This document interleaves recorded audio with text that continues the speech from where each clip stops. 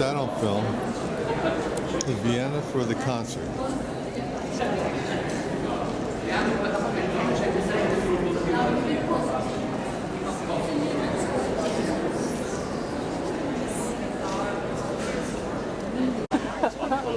That's a horseshoe, showing the horse.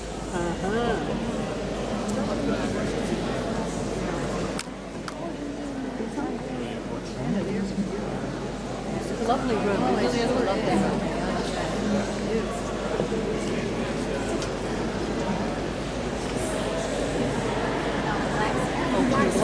More than two on table offer. Let's do rugby tackle on No, I understand that. Yeah, somebody's waving. Oh no, they don't do that. There's a bunch of Russian ones jumping.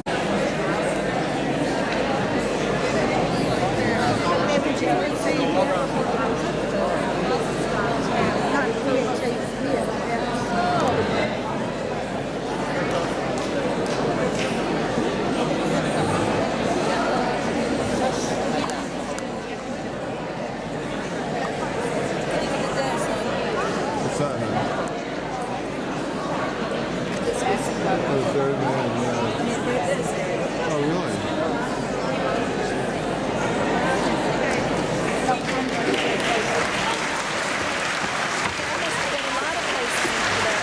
Huh? Must have had a lot of areas in that.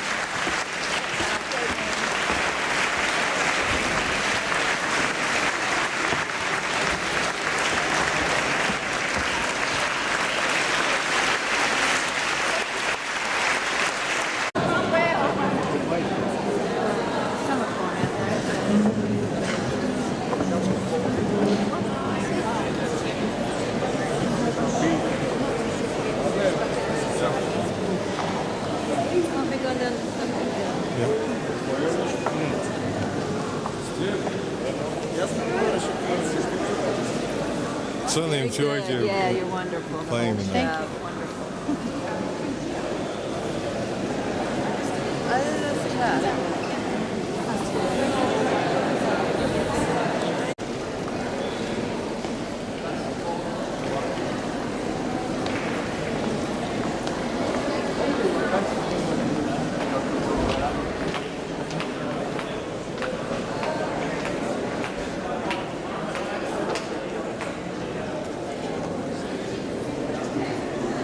See what that lady is? She's tripping their step. See that? I'm not laughing at her, I'm relating. Remember? Their step is...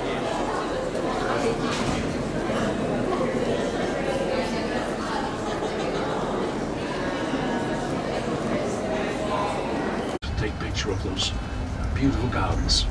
Now have a look. There we are on the left hand side. You see the ready? Schönbrunn. So when we get off the bus, let us please stay together. I'm going to show you first of all the imperial apartments, and then afterwards plenty of time for you.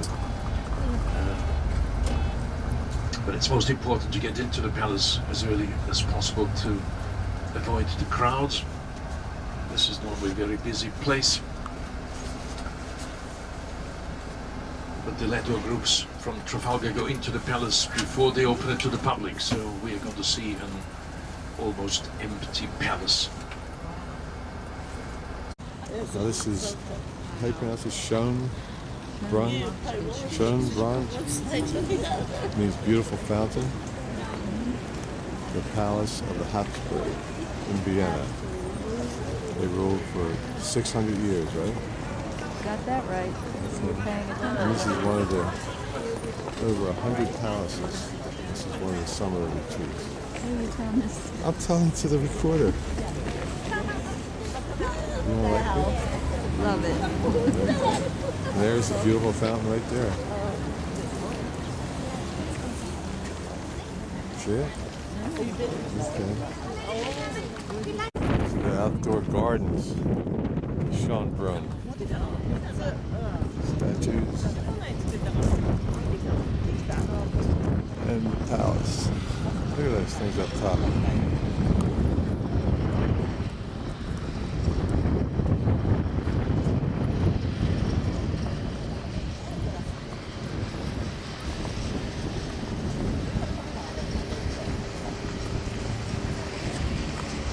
That's Margie over there. You can just see her in there.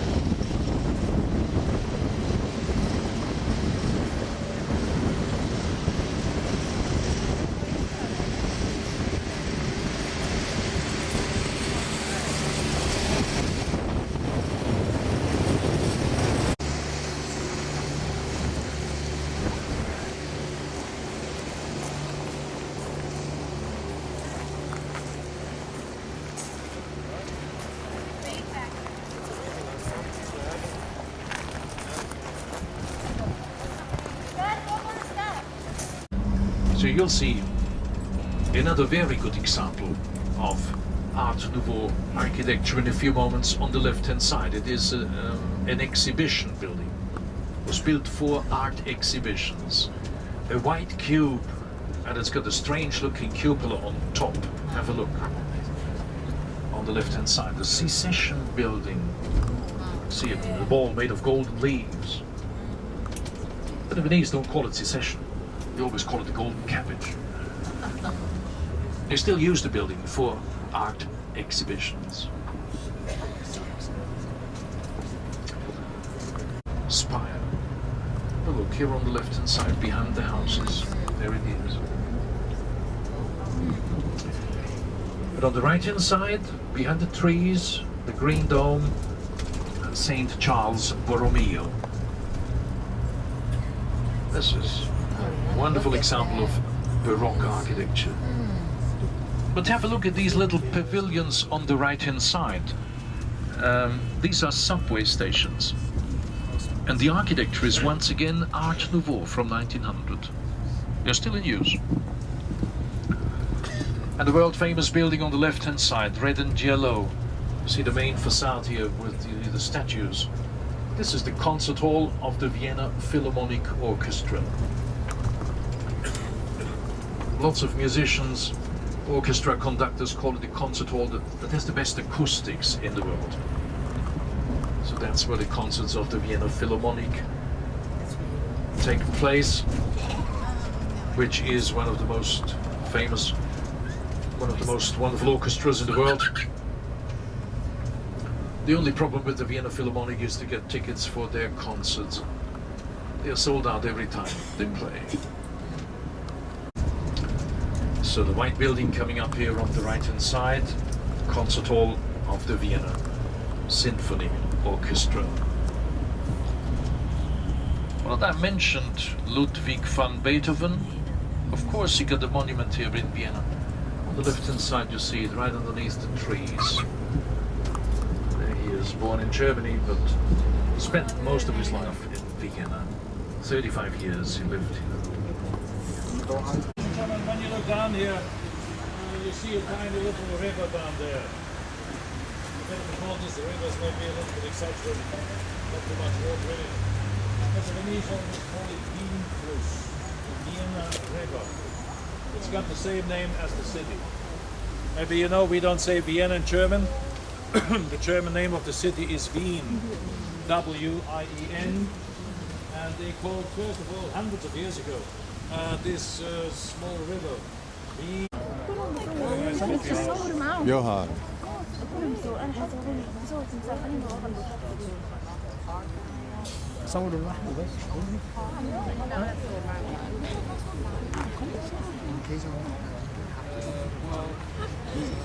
January, February, it's supposed to be a few degrees below zero.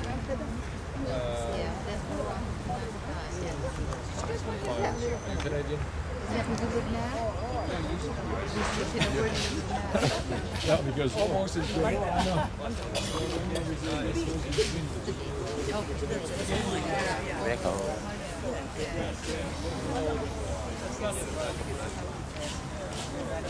That's where they play his music, Scotland. They do?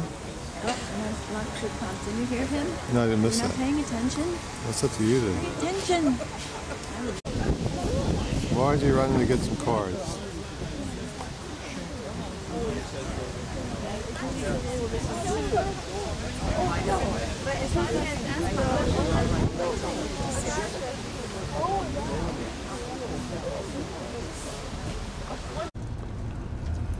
see the black flag.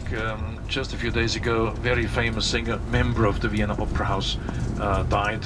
Soprano, one of, people say, together with Maria Callas, one of the two most important sopranos of the 20th century, Anneliese Rothenberger. She was 90 years old when she died. Now, here next to the Opera House, you'll see the statue of Goethe on the right-hand side, sitting here in an armchair. The most famous poet of all German language. So what Shakespeare is for you is Goethe for us, German-speaking. But more important have always been the musicians here. So once again, to your right, the statue of Mozart right in the middle of this beautiful park. See, the door is open, yeah. so have a look through. There he is, born in Salzburg. He also lived in Vienna. The last 10 years of his life, he died in Vienna. He's buried here. We just don't know where. They buried him together with other people in a common grave. So we do know the cemetery of St. Mark, but we do not know the exact site of his grave. He died young at the age of 35 years. And the monument was built right between the two most important museums of the Ringstraße. And as you see, the two buildings look alike. They were built for the private collections of the Habsburg family. Well, ladies and gentlemen, but here we're going to get off the bus once again. As palaces, royal palaces, and then much later they decided to use the palaces for their collections. But these two buildings were built to be museums. They were built for the private collections of the Habsburg. And even the height of the rooms inside this museum was made according to the size of the paintings. There are older paintings by Rubens, you know, almost 6 meters high. So they had to build very high rooms for those paintings. Stand over there. Put on the floor.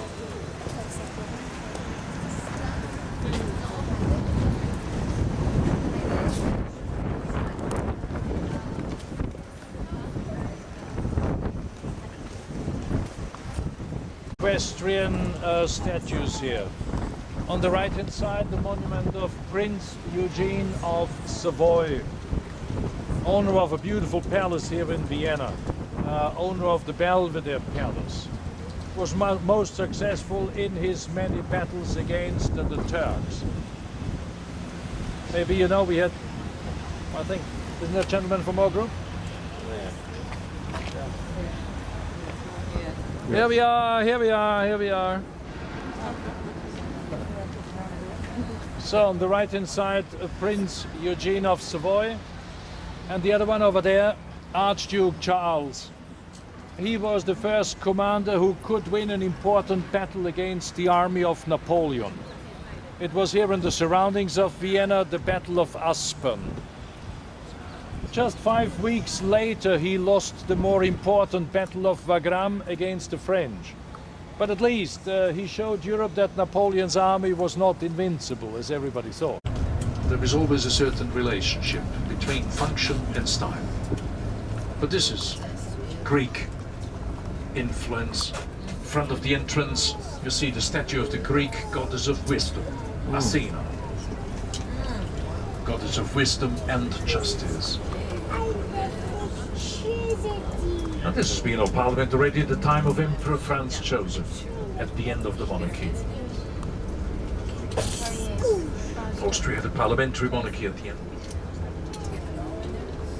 And since 1918, National Theatre of Austria. That's the white building to your right.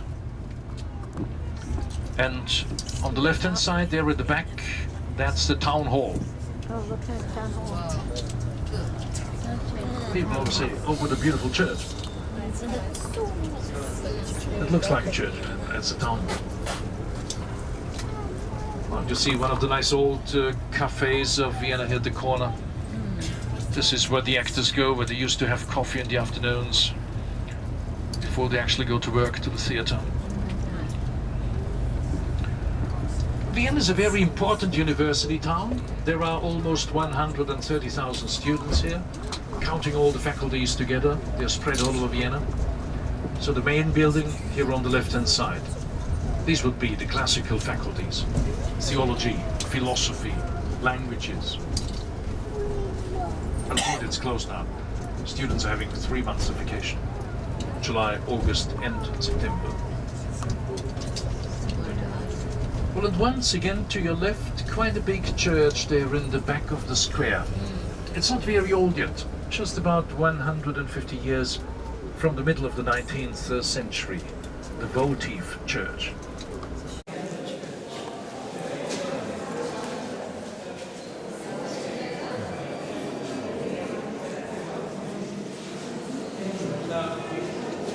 Ladies and gentlemen, we're here in the Imperial Crypt, or the Viennese call it mostly the Capuchin Crypt. There is a church upstairs, and right behind the church a monastery, and it still is an active monastery. There are 10 monks still belonging to this monastery, and it still is the same order, the Capuchins. Now, the monastery was founded by the same emperor who discovered that beautiful fountain that gave the name to Schönbrunn Palace. I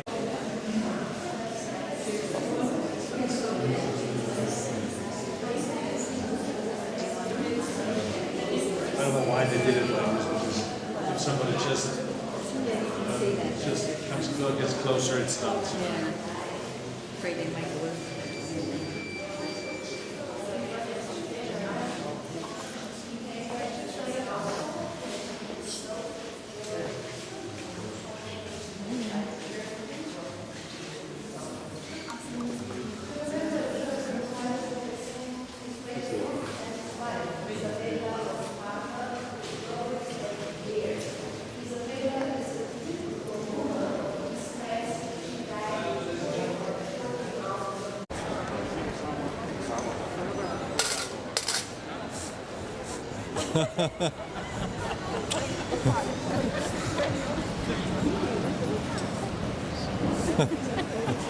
I put 2 of them in. I know, it really popped them up quick. He's good, isn't he? Did you get me, seriously? Yeah, I got you. That is so funny, isn't it?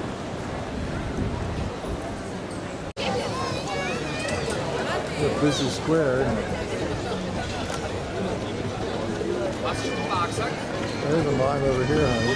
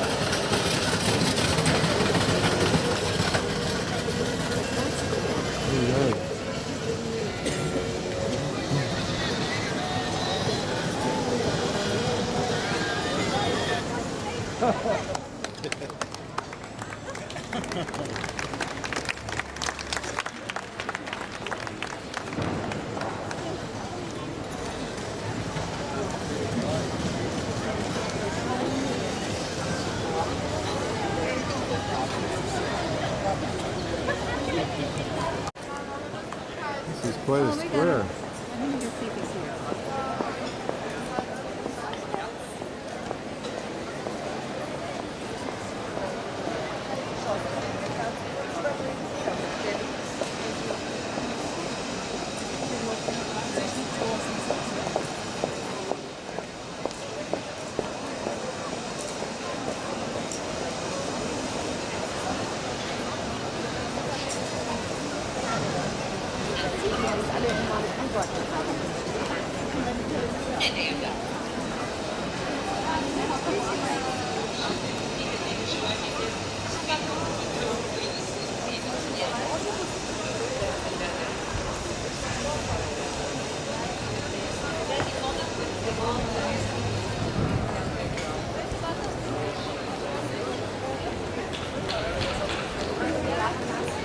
Porque hemos ido en el